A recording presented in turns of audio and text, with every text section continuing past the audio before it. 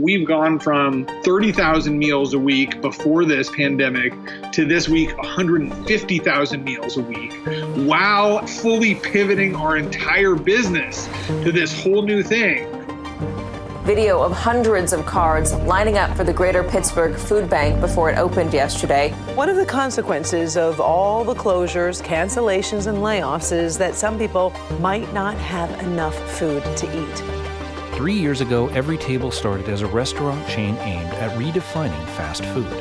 They wanted to take on the behemoths of the industry. But instead of burgers and fries, Everytable wanted to serve healthy meals for about $5 a piece and make them available in underserved communities. Their healthy food mission forced them to rethink what a restaurant even is. And in the process, they unknowingly set themselves up to survive in the midst of a pandemic. It's almost like we took sort of the hardest problem in food. How do you make fresh, healthy food and sell it for less than the price of fast food? And now we've gotten there. So how'd they do it?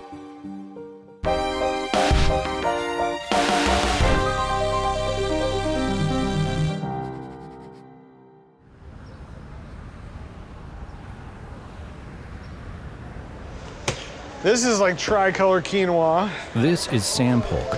Trying to figure out why we have so much of it.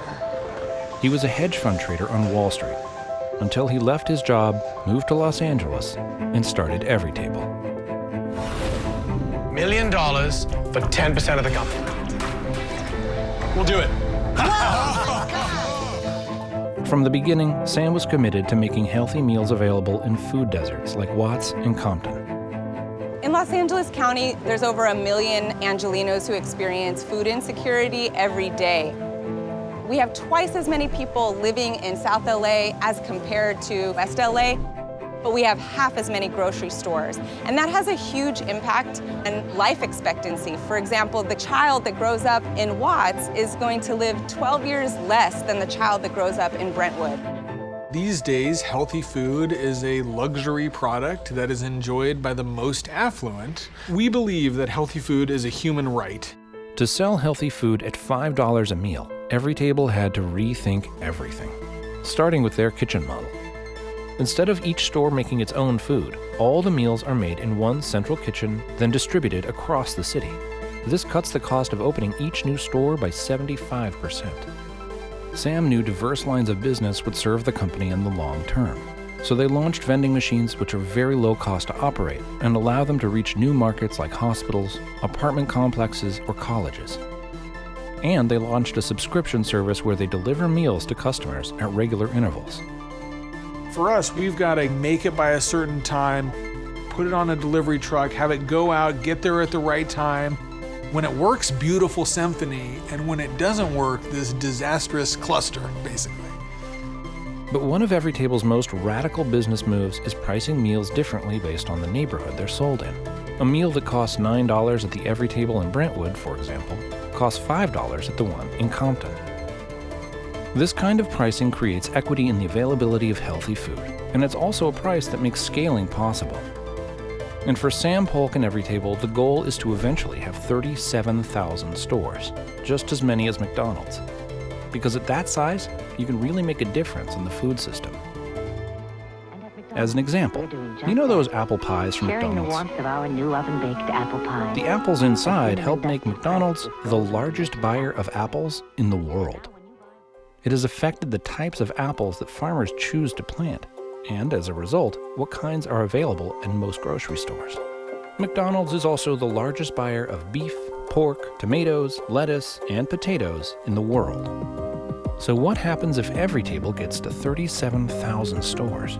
What is the impact on the entire food system if healthy food becomes the norm for most people's diets? And what about the impact on communities?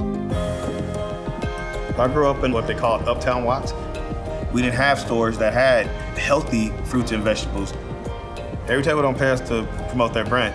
But when you look right down the street, we're pushing the brand of Everytable because we believe in what Everytable will stand for. So far, Everytable has been embraced by communities in ways that most fast food brands could only dream of. And now, they're needed more than ever.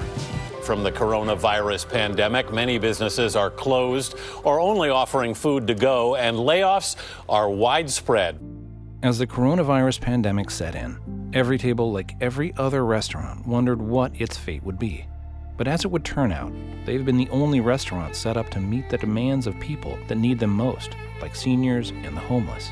So they've partnered with the city of Los Angeles to ensure these vulnerable groups stay fed throughout the pandemic. There is only one company in this city that is set up to do this, by which I mean like has the food production capabilities and has the logistical capabilities together and has the willingness to sort of go out and match the city at this speed and at this scale. And it's us.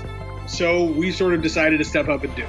Everytable will make more meals in the first 3 months of LA's shelter-in-place order than they did in their first 3 years of business. They're hiring 10 new people a day.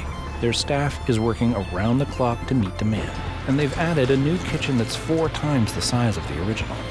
What the pandemic has proven is that by staying mission-focused and reinventing the fast food business model, they're set up to take on any challenge. There's people hungry, and there's a city that sort of is in need of sort of our services, and that's what we're going to do. Thanks for watching. I hope you liked this video. Please follow us on Facebook, YouTube, and Instagram so that we can continue sharing stories about people thinking differently and changing the world.